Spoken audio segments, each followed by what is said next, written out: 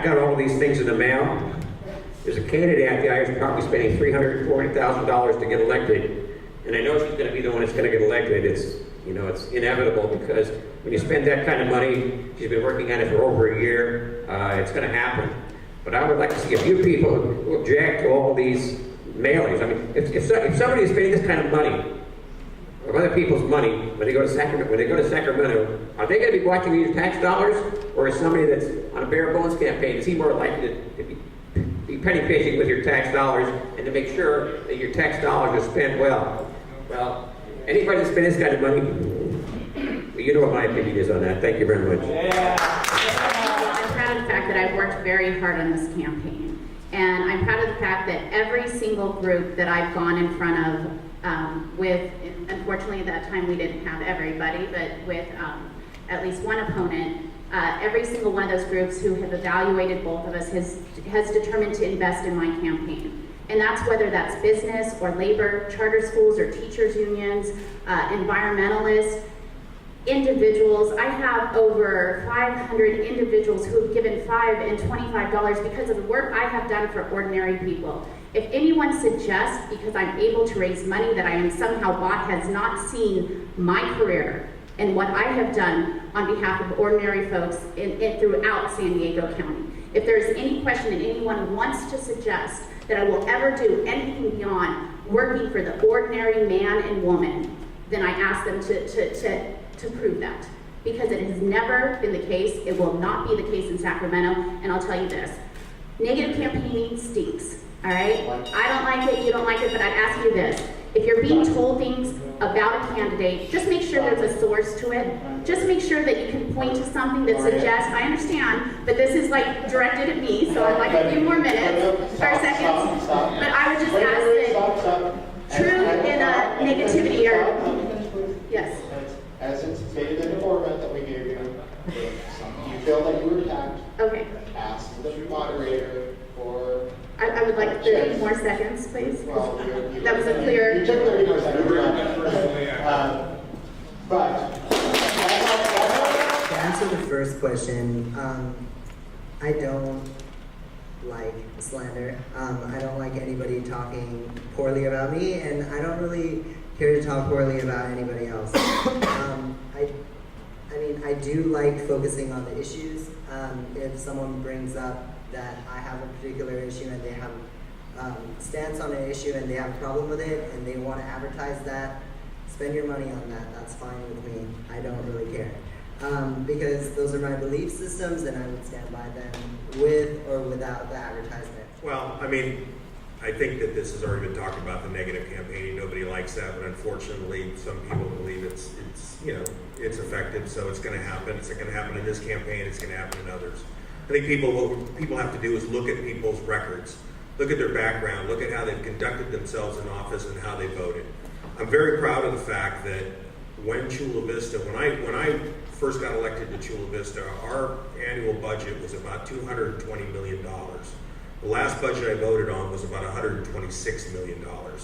We had a very serious problem in Chula Vista with respect to the economy and with the real estate market with the bottom falling out. We had to get concessions from our labor organizations. We had to reform our pensions. We had to trim the size and the cost of our government if we were not to go the way of Stockton and now San Bernardino. There are many cities that would like to be in Chula Vista's place right now because we're adding police officers. We're opening facilities like this back again. We're providing park and recreation programs. And Chula Vista is on the mend. I want to do the same thing for Sacramento. Thank you.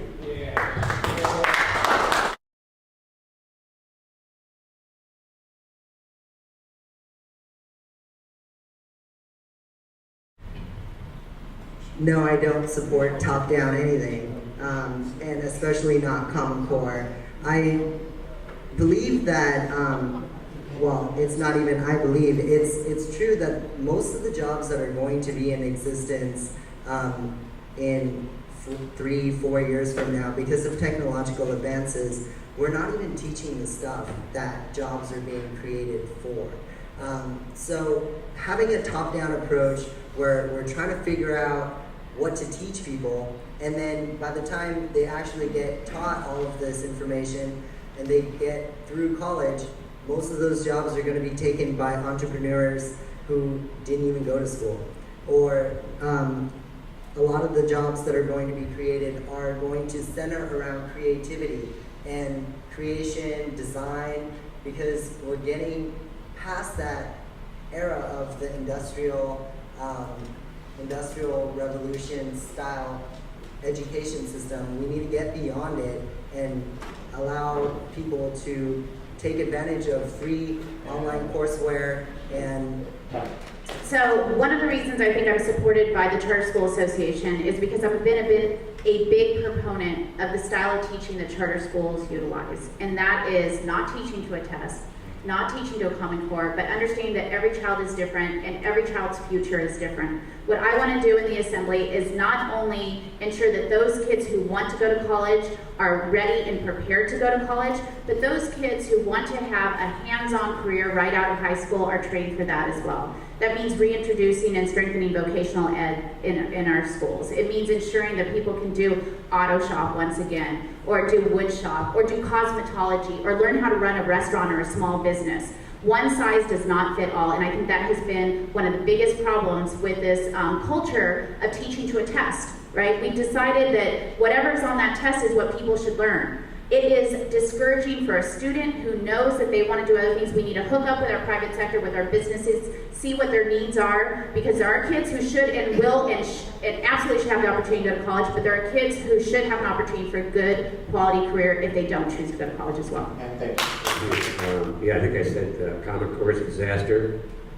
Top down is not the way to do it. As I say, parents need to have more input into the process and be able to choose the schools that they go to. Schools should be out there competing for kids. Right now, you sort of have to go to a school. I don't know exact details of how it works, but parents definitely need to have more choices in where they send the school, the kids, and the people who are running the schools. They need to be able to run the schools the way they want to, on their own basis. And parents will make the decision: are their kids getting educated? Are they learning the 4 R's? Can they get out there and compete? Are they learning the computer knowledge and sciences, learning the program, and going to do things that the new age is going to, that we're running into. So, put me in Sacramento, I'll be out there fighting for the parents and their right to make the choices about how their kids get educated. Thank you very much. All right, thank you. Frank, you said you had a... To me, the first thing we need to do is find a sheriff that will issue us some CCWs. Because when a person is allowed to carry a concealed weapons permit, you pass a test, you know what you're doing. For personal protection, you should be allowed to carry a weapon.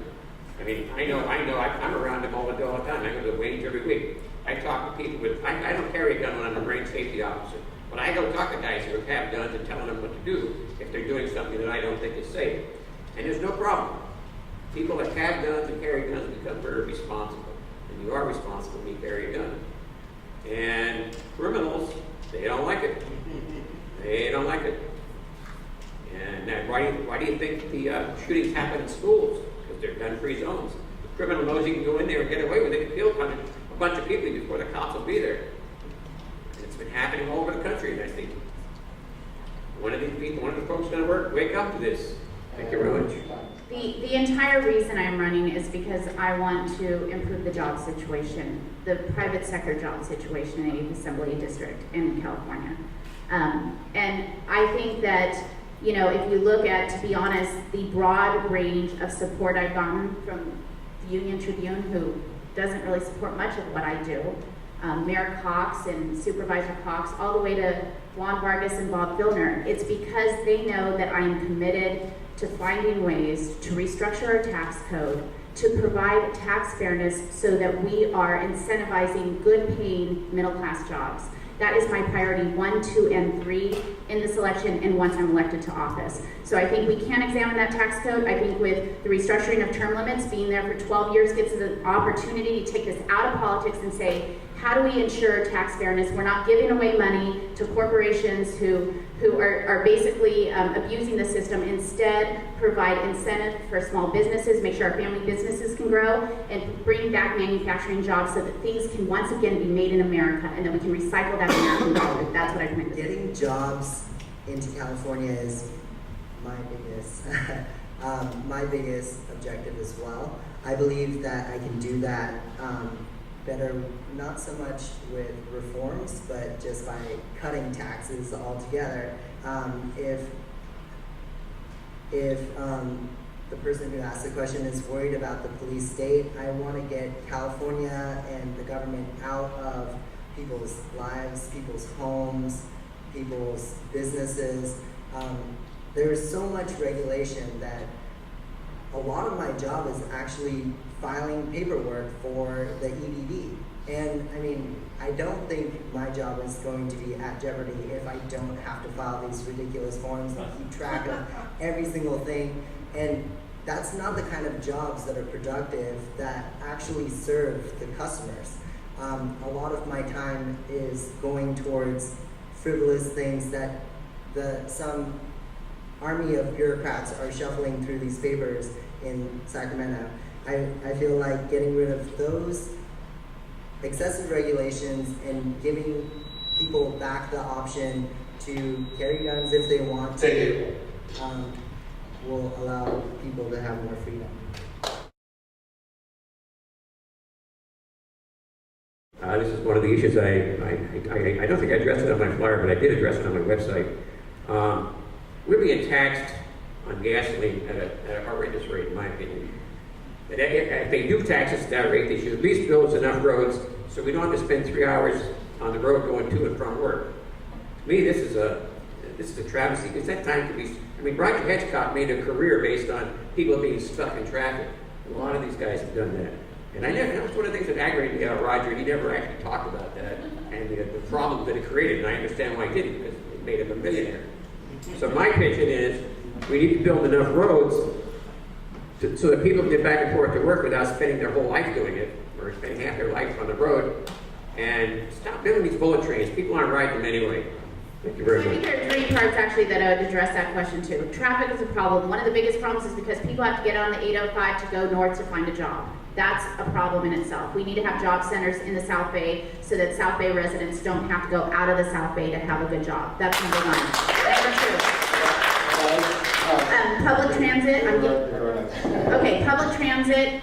We are not investing enough in public transit in the South Bay, and in particular, I think one of the problems is we don't have adequate representation, and I don't mean the people who are there, but the adequate number of votes on MTS board. I think we need to demand more on MTS in Sandak. That can be done through state legislation, something I plan to tackle when I go to state assembly. The third thing is, the bullet train was voted on, right? So I think if we're not happy with it, which I'm not, we should take it back to the voters. However, I think it's a good jobs program. Let's take it back to the voters, and I'll tell you what I'll demand. And the people who know me know this. I will demand that starts here in San Diego. If you're going to start a statewide bullet train and public transportation, why are we not starting at our border and moving up? So we need to make sure we have an advocate in Sacramento who is not going to let these go by without investing in South San Diego first and I foremost. think overall the money that's spent on transportation is dismal compared to what we're spending on all of the other programs that the government spends on. And I think if we cut back on a lot of these other frivolous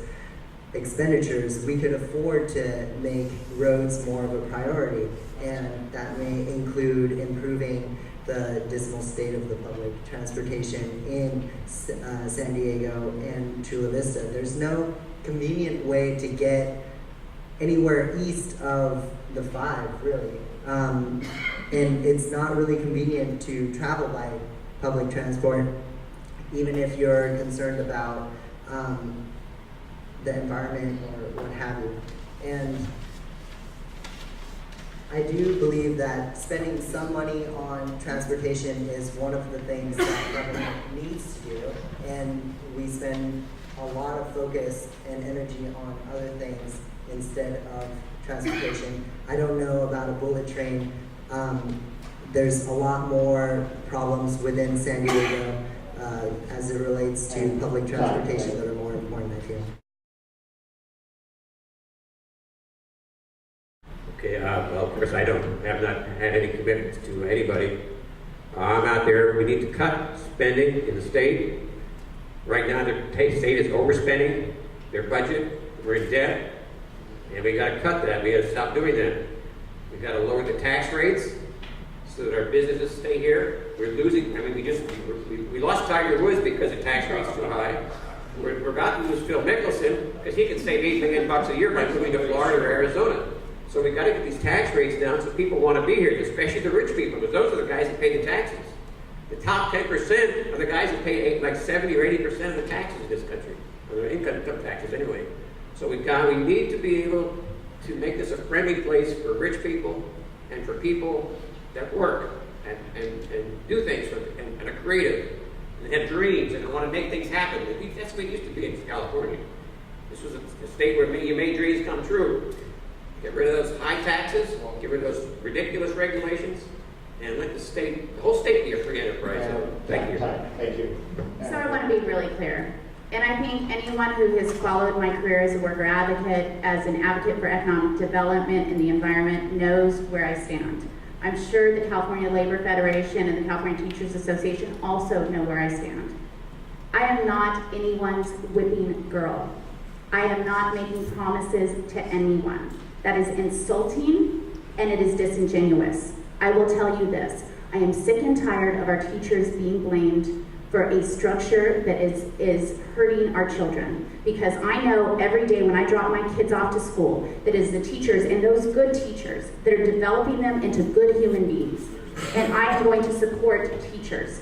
That does not mean I'm going to support everything the teachers want, because I also want to make sure we don't have pedophiles as teachers, that we don't have criminals as teachers, and I'm going to make sure they can be fired. All right? I'm going to advocate for workers. I'm going to advocate for a higher minimum wage. I'm going to advocate for health care, as I have for the last 6 years. I'm going to advocate that big companies like Walmart, who are the richest companies in the world, excuse me, because this was directed specifically at me. Can I have one more minute? 30 seconds. No. 10 seconds. No. Okay.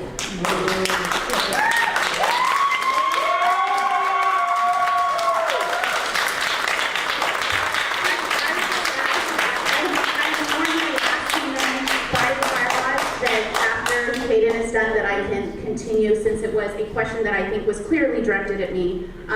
Well, that was. And I would like to continue because I think there is a point But to that was our time. You asked me at the beginning, how much time you had, I said a minute, and so that's what we gave you. That's what we gave everyone. We're going to keep it. We want to move on. So we can no longer ask for the additional 30 seconds if it's You directed can at ask. us? Okay, you're just denying me. I Okay, am. thank you. I haven't promised anybody anything.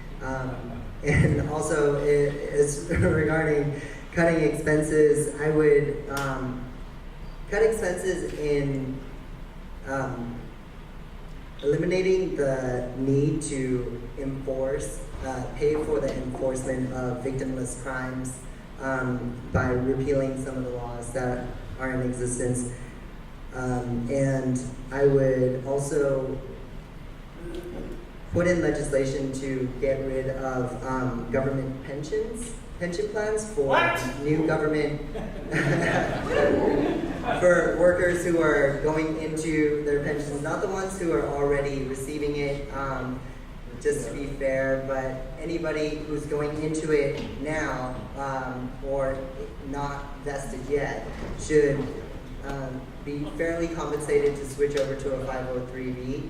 And also, another way I would cut is reforming Medi-Cal and making it free to work.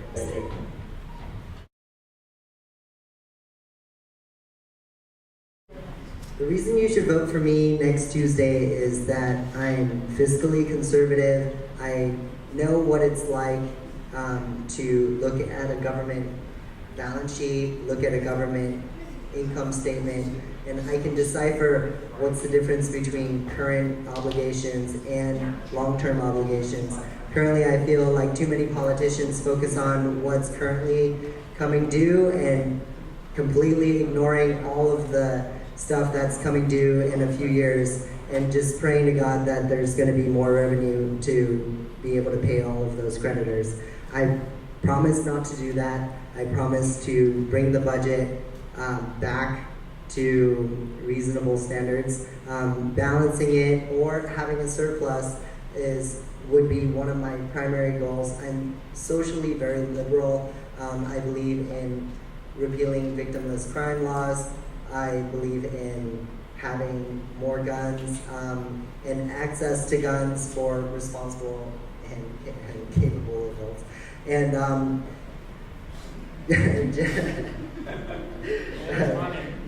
generally, I believe in freedom, economic freedom, fiscal freedom, personal freedom, and I think that's going to create jobs, it's going to create more fairness, and it's going to take a lot more than just well-wishing or fiddling with tax code here and there in order to get California the kinds of reforms that it needs to really be the top again. I'm really big on getting the education system reformed, and I think I know how to get everything back on track if you're giving a chance. Thank you. So, right now in the legislature, there are 120 legislators. Only 13 of them are moms. I'm a mom.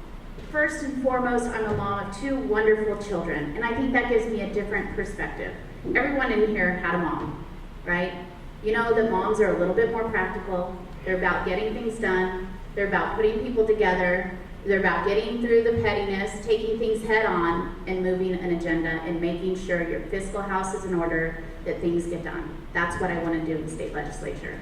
On the other hand, I'm feisty. You can come ask me a question, I'm going to come back at you, and that's okay. Because what South San Diego and South County needs is an advocate. Somebody who is not going to let bills pass that don't include us. Somebody who is not going to fight every single day for the types of jobs, the types of incentives, the type of money that not stays in San Francisco or LA, but can be delivered to the very bottom of the state, and that's where we live. We deserve more.